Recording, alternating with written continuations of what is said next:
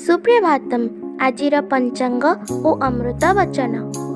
शुभ सकाळ। आज दिनर पंचांग।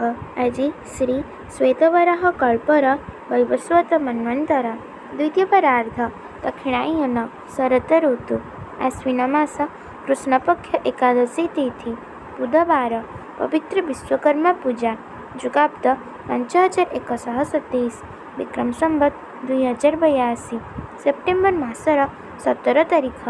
आज दिनटी समस्तଙ୍କ ପାଇଁ मंगलमय हेउ ईश्वरଙ୍କ निकटरे विनम्र प्रार्थना।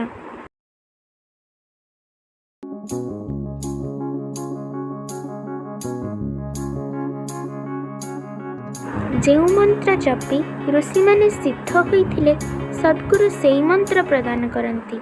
से जहा ताहा मनगढ़ा मंत्र दियंती नहीं। जहा गुरु परंपरा रे चली आसुची ताहा ही से दियंती। सेथिरे अश्रद्धा बा अविश्वास करिबार नुह।